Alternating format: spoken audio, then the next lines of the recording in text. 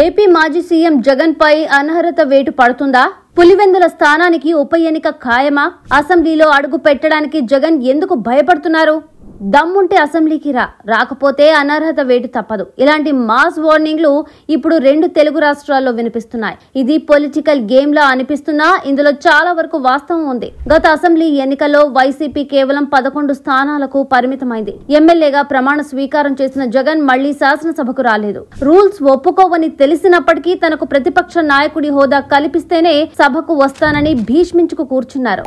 దమ్ముంటే అసెంబ్లీకి అన్ని అంశాలపై చర్చ పెడదాం అని సీఎం చంద్రబాబు 1-2 సార్లు సవాలు చేసినా జగన్ స్పందించలేదు. దాంతో రఘురామకృష్ణంరాజు ఇప్పుడు ఆసక్తికర కామెంట్స్ చేశారు. సెలవు ఆగకుండా 60 రోజుల పాటు అసెంబ్లీకి రాకుంటే అనర్హత వేటు పడుతుందని ఆయన గుర్తు చేశారు. జగన్ అసెంబ్లీకి రాకపోతే ఆయనపై అనర్హత వేటుతో పాటు పులివెందులకు ఉప ఎన్నిక వస్తుందన్నారు. జగన్ అసెంబ్లీకి వచ్చి తన మనోభావాలను చెప్పుకోవాలని సూచించారు.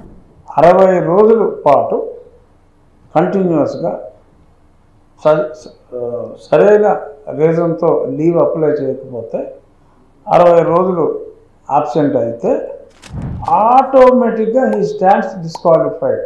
గత అసెంబ్లీలో అప్పటి ప్రతిపక్ష నేత చంద్రబాబు సతీమణి నారా భువనేశ్వరిపై కొందరు వైసీపీ ఎమ్మెల్యేలు తీవ్ర అభ్యంతరకర వ్యాఖ్యలు చేశారని భావోద్వేగానికి లోనై అసెంబ్లీ నుంచి వెళ్లిపోయిన చంద్రబాబు మళ్లీ సీఎం గానే అడుగు పెడతానని సవాలు చేశారు. చెప్పినట్లుగానే గెలిచి సీఎం గా వచ్చారు. చంద్రబాబుకు సభకు వచ్చే దమ్ము లేదని పలువురు వైసీపీ ఎమ్మెల్యేలు రెచ్చగొట్టినప్పటికీ ఆయన ఎక్కడా సంయమనం కోల్పోలేదు. ఇప్పుడు మళ్లీ అదే పరిస్థితి వచ్చింది. తెలంగాణలోనూ సేమ్ ఏపీ పరిస్థితులే ఉన్నాయి. మాజీ సీఎం కేసీఆర్ కూడా ఎమ్మెల్యేగా ప్రమాణ స్వీకారం చేసి వెళ్లిపోయారు. ఫామ్ హౌస్ లో కూర్చొని రాజకీయాలు చేస్తున్నారు. చాలా కాలం మౌనం వహించిన తర్వాత నేను గట్టిగా కొడితే అని డైలాగ్ వదిలి ఈ మధ్య ఒక రాజకీయ చర్చకు తెరలేపారు. సభకు వచ్చి ప్రజా సమస్యలు చర్చించాలని సీఎం రేవంత్ రెడ్డి పదే విజ్ఞప్తి చేస్తున్నప్పటికీ కేసీఆర్ వైపు నుంచి సమాధానం రావడం లేదు. అదేమంటే మీతో మాట్లాడేందుకు కేటీఆర్, హరీష్ రావు చాలన్నట్లుగా కేసీఆర్ ప్రవర్తిస్తున్నారు. ఒకరు సీఎం అయితే ఇంకొకరు సభకు హాజరు కాకుండా ఉండడం సర్వసాధారణమైపోయింది.